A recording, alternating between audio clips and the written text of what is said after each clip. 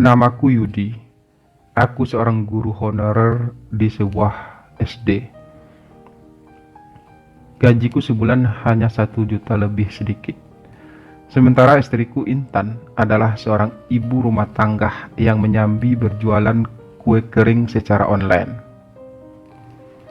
Kehidupan kami amat sederhana, tapi alhamdulillah kami bahagia.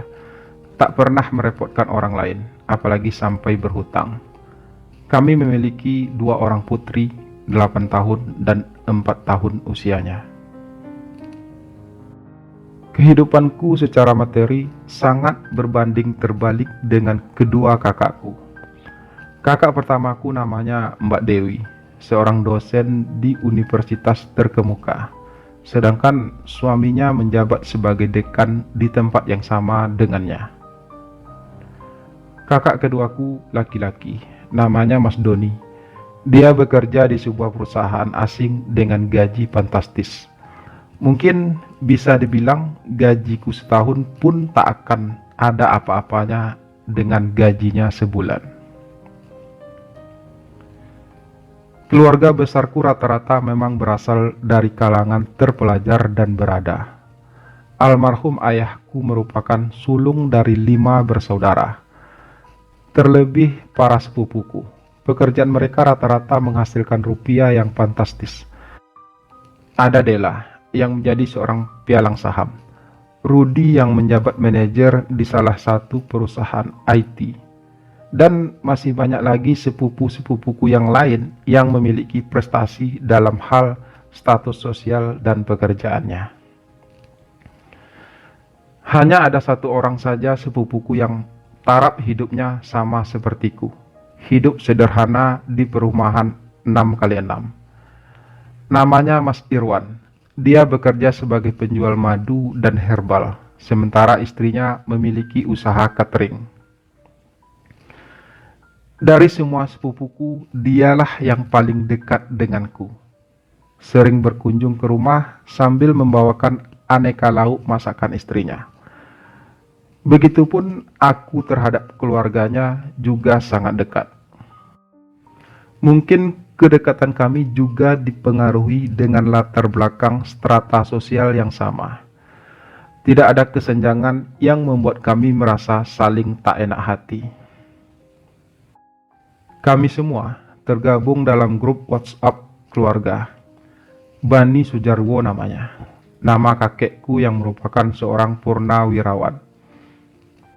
5 saudara dari ayahku hanya bersisa 2 orang, yakni adiknya yang nomor 3 namanya Tante Lisa, dan nomor 5 namanya Om Agus, sementara yang lainnya telah berpulang. Di grup itu, aku lebih sering diam, sangat jarang posting. Paling hanya berkomentar ketika para sepupuku memposting sesuatu. Sebisa mungkin aku memberikan respon positif penuh apresiasi. Aku turut bahagia dengan kebahagiaan mereka. Saat mereka memposting foto liburan ke luar negeri, aku selipkan emotikon jempol dan juga kata penuh apresiasi. Wah, Masya Allah, udah sampai ke Jepang aja nih. Di sana lagi musim apa? Titik salam ya untuk bunga sakura. Selamat berlibur.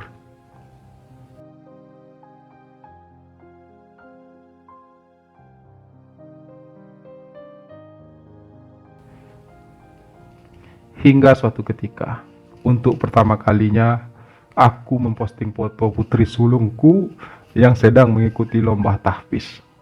Bukan atas keinginanku, melainkan putriku sendiri yang memintanya agar keluarga besar mengiringi usahanya dengan doa. Tidak ada maksud lain selain itu. Aku beri caption di foto itu. Oma, opa, dan om tante semuanya, doain Alia ya, semoga diberi kelancaran dalam mengikuti lomba. Selang 1 jam berlalu, tak ada satupun yang merespon foto itu.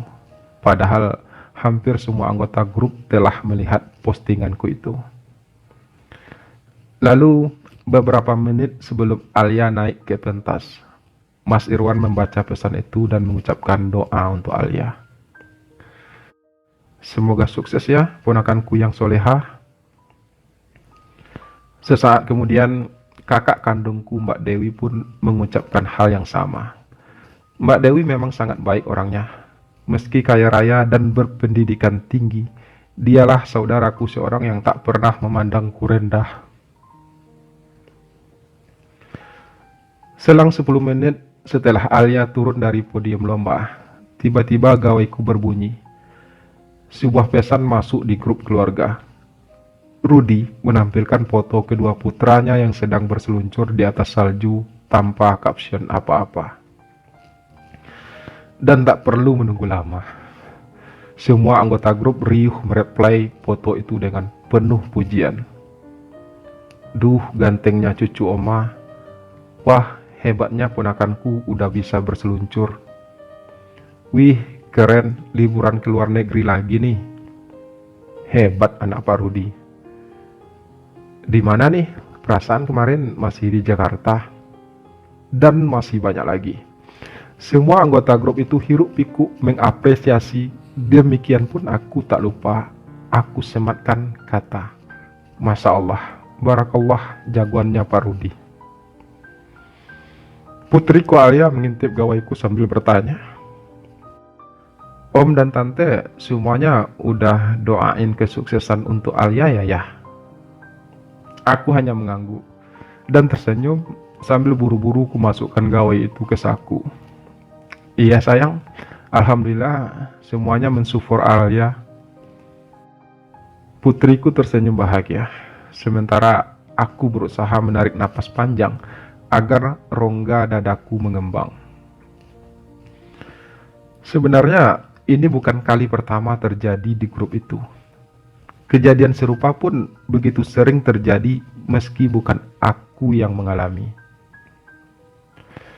Seringkali ketika Mas Irwan, sepupuku yang memiliki kehidupan sederhana sepertiku, memposting sesuatu di grup itu, maka grup akan hening, tak ada yang mengapresiasi. Hanya aku seorang yang mereply tiap postingannya. Padahal Mas Irwan ini tipe orang yang baik pribadinya. Tutur katanya sopan dan seringkali pula mengingatkan hal-hal penuh kebaikan.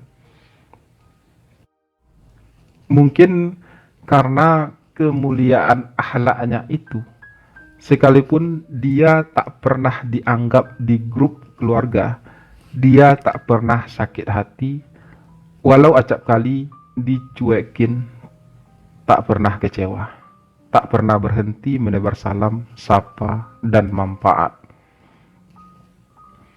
Lain halnya, jika yang memposting adalah mereka yang berada, maka yang lain akan berbondong-bondong mereply dan berbalas komentar dengan begitu renyahnya. Saat aku menyadari bahwa grup itu memang tak sehat, sebenarnya aku malas tergabung di dalamnya. Sebenarnya ingin keluar dari grup, tapi aku sungkan pada Mbak Dewi yang telah membuat dan memasukkan aku ke dalamnya. Mas Irwan saja yang seringkali nggak dianggap masih selalu berdamai dengan keadaan dan tak henti menebar salam serta manfaat. Realita itu membuat aku sadar. Aku hanya menjadi silent reader di situ. Silent reader dalam artian tidak pernah memposting apa-apa, kecuali mereply kalimat apresiasi pada mereka yang memposting aktivitasnya. Bukan bermaksud bermuka dua. Aku hanya berusaha menjaga hubungan sesama anggota keluarga. Biar bagaimanapun juga, mereka adalah keluarga dari ayahku, dan aku memiliki kewajiban untuk terus menyambung silaturahmi bersama mereka.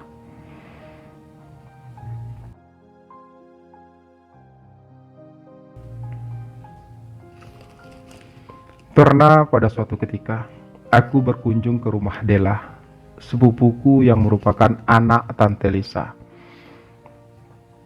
Aku datang mengendarai motor Supra bersama istriku dan kedua putriku. Kami menempuh jarak sekitar 3,5 jam perjalanan. Istriku sangat antusias dan senang, sampai-sampai semalaman dia begadang membuat pai buah, nastar, dan stik keju untuk buah tangan. Ini adalah kali pertama aku dan keluargaku datang berkunjung ke rumah Della, sebab sebelumnya dia tinggal di luar negeri. Baru beberapa bulan ini dia pindah dan menetap di sini. Rumahnya begitu besar, persis istana. Di samping rumah megahnya itu berjajar 3 mobil sedan mewah. Sesaat setelah mengetuk pintu, seorang wanita muda membukakannya. Ternyata itu pembantu Della dan dia bertanya siapa kami. Setelah kami jelaskan bahwa kami sepupu Della, wanita muda itu menyuruh kami menunggu di kursi teras. Kami menunggu cukup lama, hampir 1 jam. Putri bungsuku hingga merengek tak sabar minta pulang. Aku hibur dia supaya bersabar. Dan akhirnya Della dan Tante Lisa pun keluar.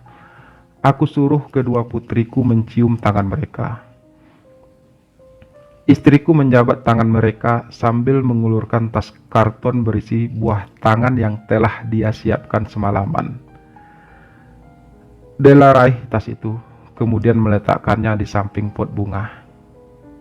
Tak lama setelah kami mengobrol, tiba-tiba sebuah mobil sedan mewah memasuki halaman rumah Della. Sesaat kemudian, Rudy, sepupuku, anak sulung Om Agus, keluar dari dalamnya. Ia tak datang sendiri, tapi ditemani istri dan kedua putranya. Della dan Tante Lisa menyambut mereka dengan begitu hangat, memeluk istri Rudy dengan erat dan menciumi kedua putranya. Sejenak Rudy menghampiriku dan kujabat tangannya. Kami mengobrol sebentar sambil berdiri di teras itu. Sementara kulihat Tante Lisa dan Della telah masuk mengajak istri Rudy dan kedua putranya ke dalam rumah. Kulirik istri dan kedua putriku masih terdiam mematung di kursi teras tanpa ada seorang pun yang mengajak mereka turut serta masuk ke dalam.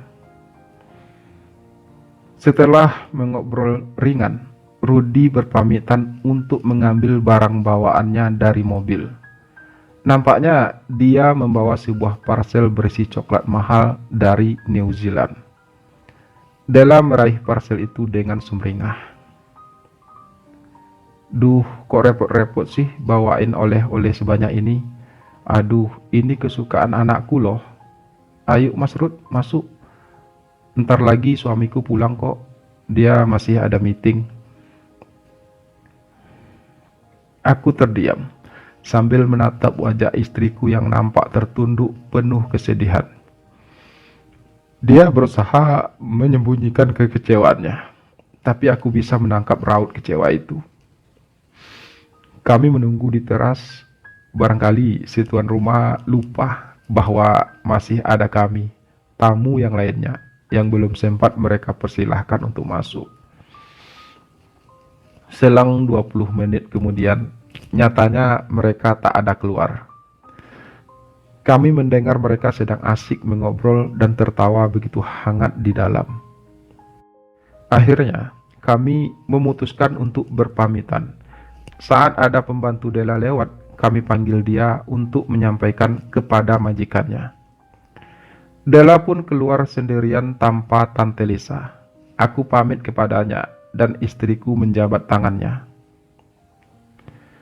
Aku starter motor Supraku yang terlihat butut itu. Sebuah motor yang rasanya tak pantas terparkir di depan rumah mewah berpilar bak istana. Saat kami hendak berlalu pergi dari halaman itu, aku sempatkan melirik dari spion motorku. Tas karton berwarna coklat dari istriku masih tergeletak di atas lantai samping pot bunga. Sedangkan Della telah berlalu pergi masuk ke dalam istananya. Aku menghela napas panjang sambil beristighfar dan berharap semoga Intan, istriku, tidak melihatnya.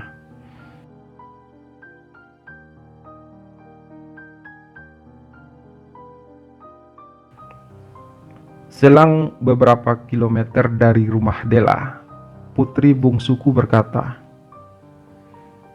"Ayah, dedek haus sekali. Tadi tante yang punya rumah kok nggak kasih kita minum ya? Apa di rumahnya nggak ada air?" Dek, teriris rasanya dadaku. Bahkan segelas air pun tak mereka suguhkan pada kami yang nyaris 4 jam kepanasan naik motor di perjalanan. Akhirnya, ku ketepikan motor bututku di sebuah minimarket.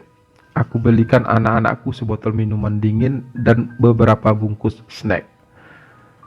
Saat duduk di depan minimarket, tiba-tiba gawaiku bergetar. Sebuah pesan WA dilengkapi beberapa foto tertampil di grup keluarga. Tante Lisa menuliskan, "Ayo, yang lain di mana nih? Di rumah tante ada Rudi, lagi nikmatin masakan tante. Dewi, Doni, Indah, Yona, pada kemana nih?" Yang dipanggil hanya mereka yang hebat pastinya. Aku tutup gawaiku, takut jika istriku mengetahui akan hal itu.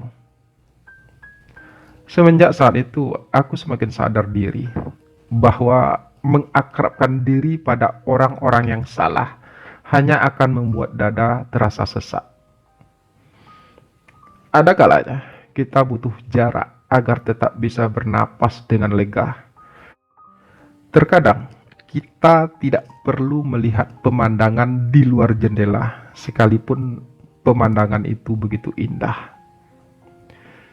Aku tidak keluar dari grup WA keluarga, tapi aku nonaktifkan segala pemberitahuan darinya, agar tak ada lagi celah dalam hatiku untuk merasakan sakit hati, agar aku lebih menikmati hari-hariku yang indah dengan istri dan kedua putriku tanpa bayang-bayang rendah diri karena berada di tempat yang tak semestinya, yakni grup WA keluarga.